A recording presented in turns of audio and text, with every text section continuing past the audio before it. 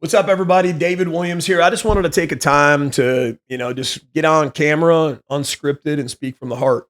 You've probably seen a lot of posts from me lately. You've probably seen me fired up lately, and I just wanted to share the heart behind it and my profound love for this country. That started when I was a young boy. Both my father and my grandfather served our great nation, and it was my first taste of understanding that our freedoms in this country were not free, and somebody had to pay a price. And my grandfather, he was definitely one of those. He was heavily decorated, went through a lot in World War II and in the Philippines. Was a hero. Got the Bronze Star, the Purple Heart, and countless other medals that he was decorated with. But I remember him being a second father figure to me growing up. And I used to sleep by his bed as a young child, and I'd remember his PTSD being triggered from war movies or anything that would brought up memories of being out in the battlefield where he had to witness young men and women, his closest friends and brothers and sisters and fellow patriots pay the ultimate price on the battlefield. And he would explain it so vividly as he just burst into tears like any one of us would. And really made me appreciate this country. And I'd say, growing up, I fell in love with a game that was, iconic game in this country, the game of baseball. And that further reinforced it as every game we'd have to stand for the national anthem. And even in school, we'd pledge allegiance, which have taken out a lot of schools now. And this just reinforced that love and commitment. We would even go to hockey games, Amerks games, or local Red Wings games. And we would stand for that national anthem. So proud as a kid. And man, I love this country. And that was just instilled for me from my father and my grandfather. Later on, I really fell in love with the American dream, which really topped it off for me.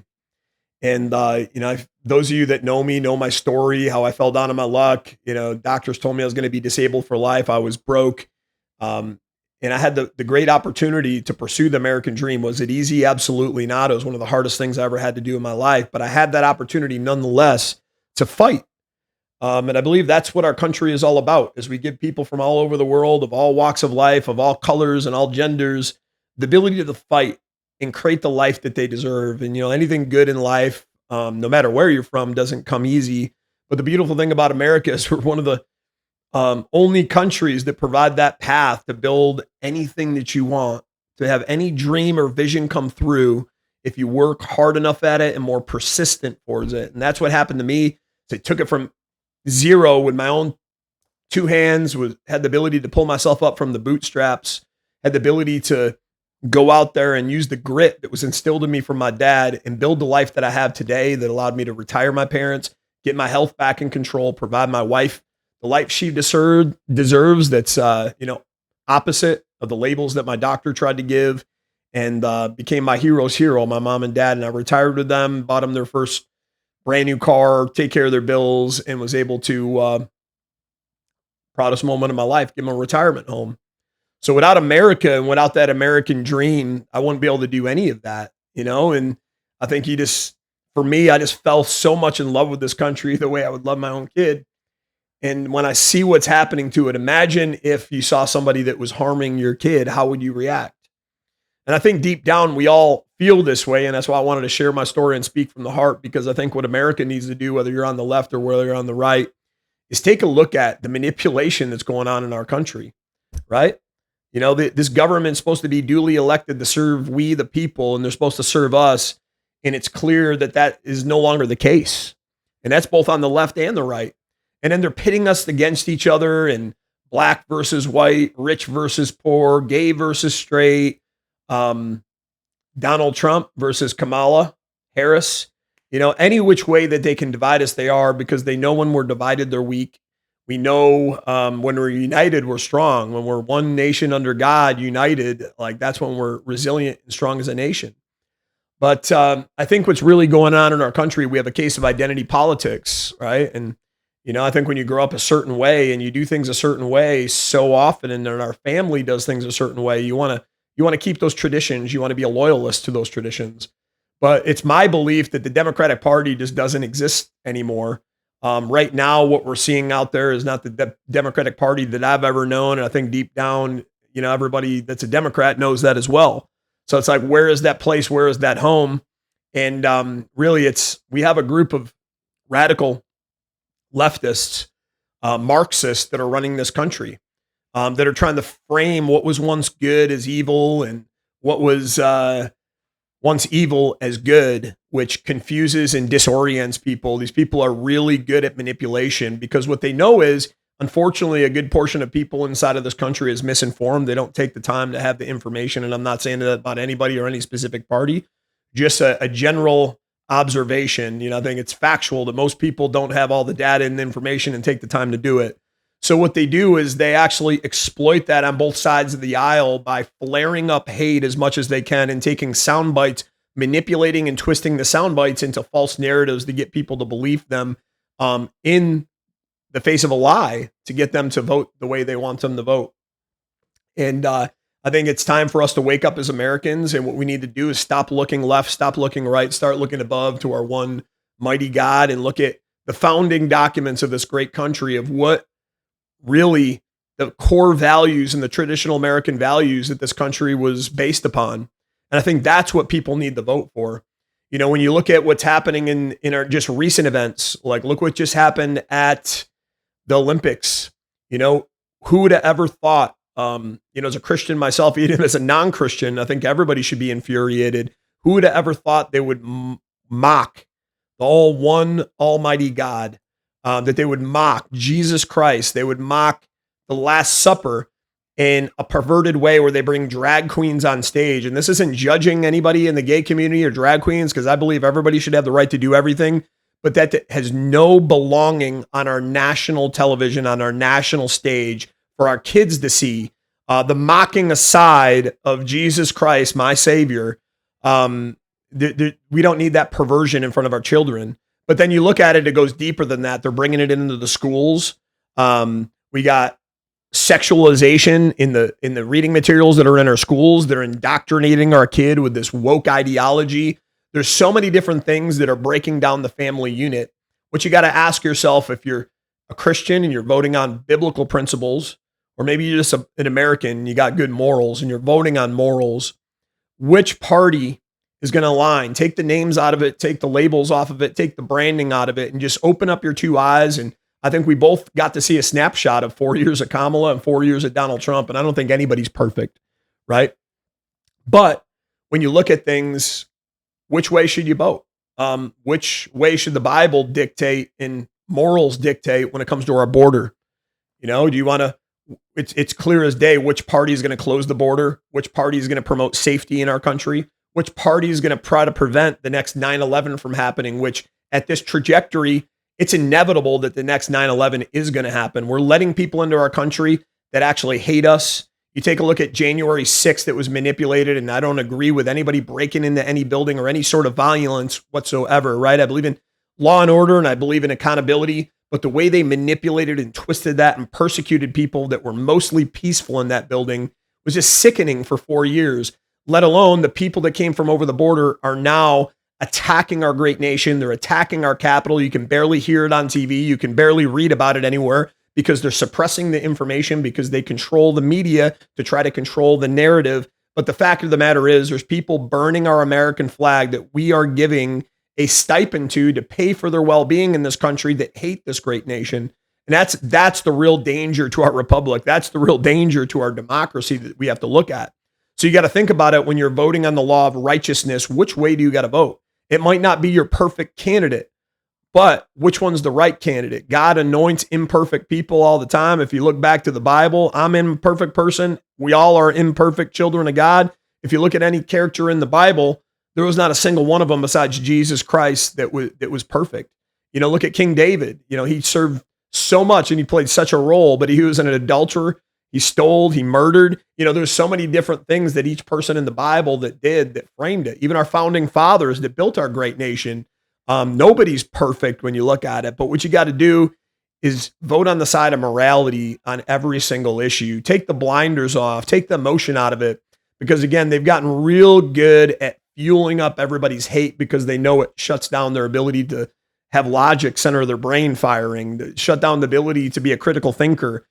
Shut down the ability to have dialogue. If you think about it, journalism always used to be non-biased and we would just look at the full picture and be able to make decisions for ourselves. But now the media, I think on both sides, been radicalized, and we got to depend on, our own thinking up here, our critical thinking. We got to stop letting the hate motivate us and fuel us to where it is, and just vote for our moral standards.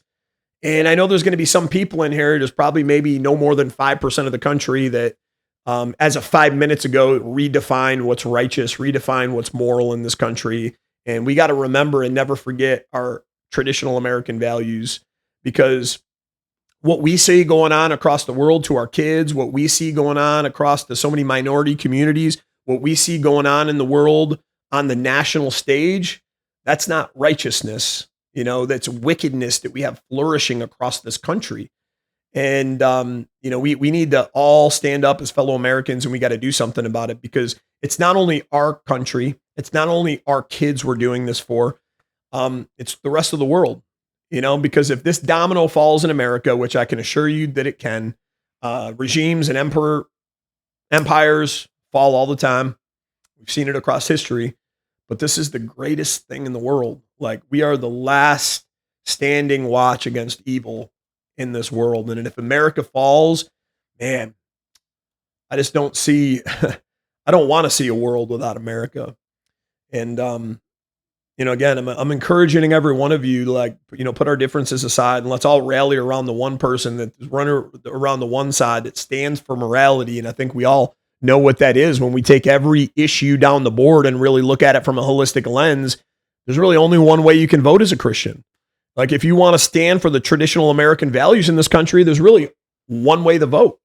And I'm not saying to demonize the people contrary, but the majority of Americans, we stand for what's good. We stand for what's right. We believe in those traditional fundamentals that have founded our great nation. And there's a very small group of people that are trying to pervert that are trying to manipulate that. When I look at the campaign Build Back Better, well, I 100% believe it. But, the biggest lie that they have or haven't told the American people is who they were building back better for. Because, what you have to do, what do you got to do to rebuild and build back better? You got to first destroy and tear down. And I think that's what we're actually seeing in this country, is we're seeing our country being destroyed and torn down. We're seeing the moral compass being ripped out of everything that's good, our education systems, our government, our core values. You look at, they say religion doesn't belong in the government. Well, that's another lie they're telling you, because if you look back at our founding documents, about 70% of our founding fathers were of faith, and almost all of the founding documents were written off of biblical principles because they needed a righteous point of reference to craft those documents that have created the greatest country on earth. And that they used the Bible to do that. So again, Christians, you got to vote on what's biblical, what matters most to you. If you're not a believer, I encourage you to get to know Jesus Christ. And, if not, I know I'm a firm believer that still, at least 95% of this country is good in their heart, and to vote for what is morally right, not what you're told, or not what CNN told you, not what the Democratic Party told you that we've listened to for so many years, because you got to remember that party doesn't exist anymore. And I do truly believe that, Donald Trump is president. The one thing he's shown out of him, the best chance of that Democratic Party coming back, is eliminating the deep state, eliminating the corruption, and getting back the old Republican Party that we always knew and loved, and the old Democratic Party that we always knew and loved, to really have civil discourse in this country. The way to restore that, there's only one man that's got a shot in the power, and I believe that's Donald J. Trump. He showed it. He's a fighter. He's got the whole world stage fighting against him, and he's still standing tall. They tried to assassinate him, and you look at that, the January 6 events that they've been manipulating and twisting and polarizing for the past 4 years, and now the J13 event where, ex-president Donald Trump was almost assassinated and so many people died. All of a sudden, after 2 weeks, they stopped talking about it, because they know that fuels, voting on this side of the aisle. They're manipulating their information. They're manipulating the data. Anything that doesn't serve them, they're suppressing. We're even seeing now, if you Google President Donald Trump, that's suppressed by big tech. To me, you should be looking at that, and why are these things happening? Because the very people that are making all these promises, I haven't seen many of them that they've kept yet. And I believe they're selling a lie to the American people to get what they want. And when they get what they want, we're all going to be sitting in the same trench together, paying the price for it together as fellow Americans. And we have a few months before this election, and a lot of you might think, well, there's nothing that I can do, or there's a lot that you can do. Each and every one of us have a unique and inherent gift from God, a unique strength that we can go out there and use for the service and the servitude of our great nation. I was just at the Believer Summit, Charlie Kirk event in the Turning Point USA. It was one of the best organizations I had the privilege to really get to know while I was out there. And some of the amazing work they're doing is making it easy for us to go out and activate. Did you know that 1 in 3 conservatives don't vote, or they're not even registered to vote? And it's even worse to that when you look at the Christian community. You know, Democrats, I think we got to get away from this identity politics and again, vote for what is righteous. You know, we all need to vote together and rally behind one candidate. And we've seen what's happened over the past 4 years. You know, under him, there might be some things he's not perfect about, but we had safe borders. We had safety for our kids. We had law and order. We didn't have to have all the stores in all of our local cities across America, especially a lot of the blue states, locked up where we can't enjoy the things we want most because crime is so wickedly spread everywhere. You know, you think about things like even Black Lives Matter. I'll talk about that. And they're like, Dave, what gives you the right to talk about that being white? Well, you know, we got to get away from that and stop looking at color. We got to stop looking at gender and start looking at the content and the character of every man and woman, just like Martin Luther King said. And when I look at it, you got one hand that's telling you that Black Lives Matter, but you know, Malcolm X and Martin Luther King always said, look at the man or woman's actions. And when I look at their actions over these past 4 years, there's been more wealth erased in the African-American community than any time in the history of our country. There was more wealth created in the African-American community than any time in history in our country under Donald J. Trump. You know, I take a look at the graduation rates. They have dipped. They were already low and they've dipped substantially in our schools, and they've given up on our kids in our minority communities that are in the high 70% range of not graduating, starting life out without an education, which I think is a crime. We have 3 to 4 times more black babies that are killing one another in the streets with black on black male gun crime than ever in the history of our nation. There's more fentanyl overdoses that are taking place in our black communities than ever any time in there. And here they are saying over here, we're making Black Lives Matter. Well, how about we vote for the party that makes Black lives better? Because actions speak louder than words. And I can promise you Donald Trump's actions, they spoke for themselves. And the actions of this party, they're trying to put Kamala up there like she's this new fresh face that's going to come into politics when they've been manipulating it all along. They knew that Biden wasn't running this country and she was complicit in it. She was labeled as one of the most radically left Marxist senators in the history of this nation, even more so than Bernie Sanders. And you can see it. She was in charge of our borders, and look at all the death and the demise that has happened under her lack of leadership. We really need change in this country. We really need to come together in this country. And there's a lot that we can do about it. We got to first open up our eyes. And, you know, one of the things that we can do is focus on that 1/3 of folks that don't even vote, and get out to your local Turning Point rally, which I'm happy to help you to do, to find out who the people that hasn't voted and inspire them, help them find that fire in their belly to go cast their ballot for this great nation, inspire them to register, even if it's their first time, to show them that their voice matters, because it's not just the one voice, but it's the ripple of the effect of all of our voices coming together is what they don't want. They say politics don't belong in the church, and I believe that's a lie too, because there's 1,500 reference points in the Bible that would dictate otherwise, and that's just another lie that's been sold to the church to suppress Christian voices across America, because they know when all Christians rally together that we account for a huge part of this country. And when we go out there and stand up for what is right and what is righteous, that's a force to be reckoned with. So you got to look at all these different things that are around us. Like I was even at the Believer Summit and saw the manipulation firsthand because Donald Trump got on the stage and just talked about from the heart how important. I do truly believe that man loves our country, and that's why I back him every time I do look him in the eyes, and how genuine it is, how much he's sacrificed, how much he's given up.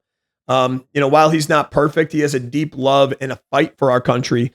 Could you imagine any other person on the planet that's being attacked by our own country, a whole establishment, weaponizing the legal system against them? And then in addition to that, you got every other countries against him, and even people trying to take his life, and the man is still standing trying to fight for us. He doesn't have to be doing this. That's the guy. When I want to have somebody watching over my son, I want somebody fighting for our country, protecting my son. That's the person I want.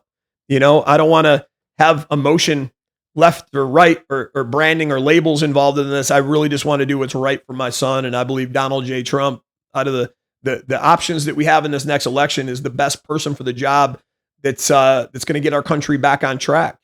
I think there's a bigger picture, global order going on in our country.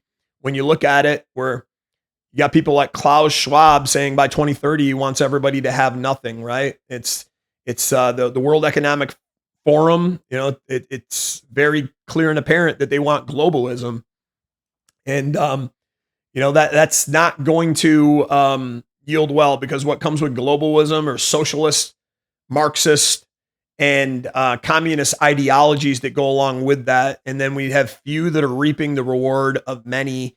And we saw it firsthand what happened to the great nation of Venezuela. They were one of the richest countries on the planet, and at the knees of Marxism, socialism, and communist ideologies, look where they're at today.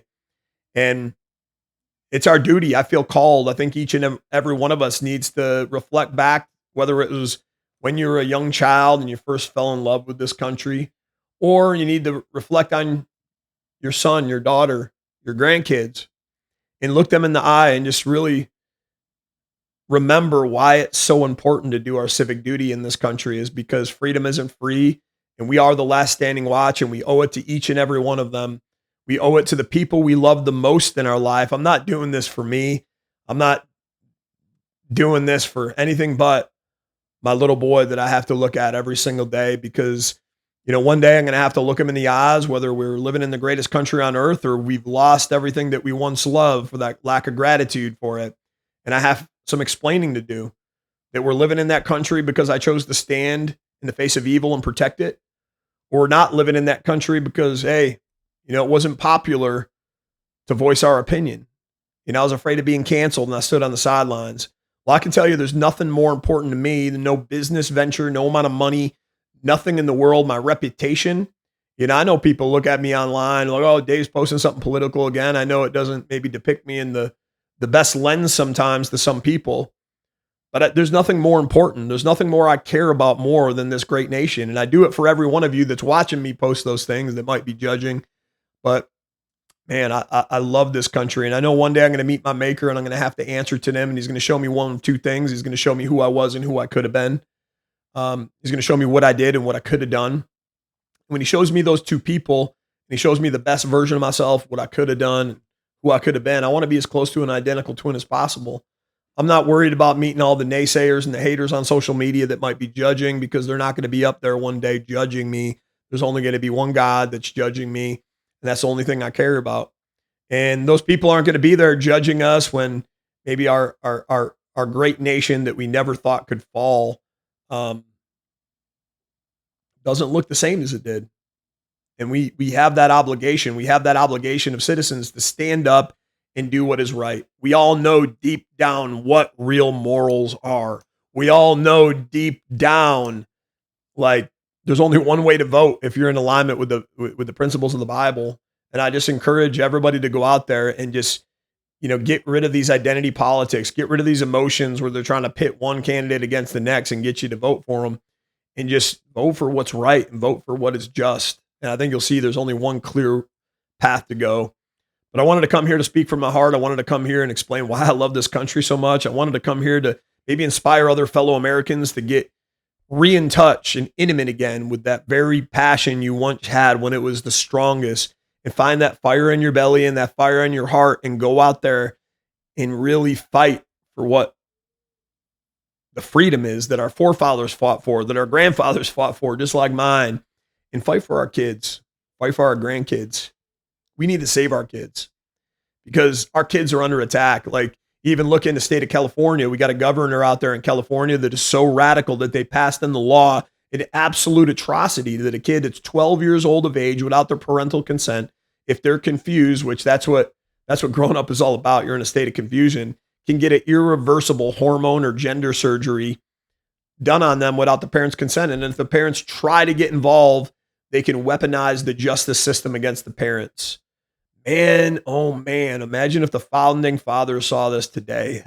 Heck, back in the Tea Party, like look what happened over a 2% tax and how far we've came, taxing us well over 40%, and on the things that we're already taxed on, taxing us again and taxing us again and taxing us again. But they're not putting those tax dollars to good use for us, for we the people. But look at how tolerant we became. We went from tearing the country down over a 2% tax, and now we just sit here and take it on the chin. Now we just sit here and we watch what happens in the Olympics and take it on the chin. We just sit here, what happened in COVID, 2 weeks turn into 2 years, and we take it on the chin. It's really our fault as fellow Americans. It's our fault as Christians that we allowed that to happen in the church. As they closed down churches and they kept strip clubs open, we sat back idle, all in the name of virtue, all in the name of saving lives. But haven't you noticed a pattern now that everything is virtuous? All in the name of racism, all in the name of LGBTQ. Like they're taking all these different categories and politicizing them. And every one of the people that I talk, even the people in the LGBTQ community that are good friends of mine, they don't stand for this because they're branding the LGBTQ community with wickedness just to create more divide, more polarization in our country. But every single person that I talk to, they don't stand for, pedophiles in the locker room. They don't stand for men in women's sports. They don't stand for what just happened on the Olympic stage. See, what we all have to do is realize it's not us versus us, it's us versus them. And if we're going to stand together, it's not going to be standing against left versus right, but it's standing against wickedness and evil. And we all got to wake up and do our part. But I just love this country so very much, so profoundly, and I'm hoping everybody finds that fighting spirit and that same love, and realize that you can do something. You can go out and speak out in your meetings. You can go speak out at town halls. You can go to events. You can mobilize your community. You can get your family out. You can get to Turning Point USA events and figure out who's not registered to vote and who is registered and just doesn't vote. And we got to get them out there and show them that their voice matters and their voice counts and their vote counts. So I implore you all to do that. All you fellow Americans, I appreciate y'all. I love y'all. And, let's make America moral again. Let's make America righteous again. Let's make America holy again. Let's make the American people wealthy and prosperous again. Let's make America safe again. Let's make our kids' education great again. Let's make America united again. And let's stop letting the media take the narrative and twist, hey, MAGA is this cult. Man, if MAGA's a cult making America great again, sign me up, baby. Let's all stand together and show them that they can't manipulate us anymore. Let's show them that we've woken up, and let's just show them that we're all going to stand together and we all are going to make America great again. And we are going to protect and defend it and make sure it stays great and it stays out of the hands of the corruption and the deep state that's been perverting this nation for far too long, because it doesn't belong to them. It belongs to us, we the people. But this is our defining moment. This is our tipping point in America, because I don't think we have another shot after this election for a very, very long time. So if you ever found it in your hearts to find that fire in your belly, to rise up, the time is now, because everything is at stake and it's all resting on our shoulders. But thank you for listening to me, and I appreciate y'all, and I appreciate your time, and love every one of you, and God bless you all, and God bless the greatest country on earth, the United States of America.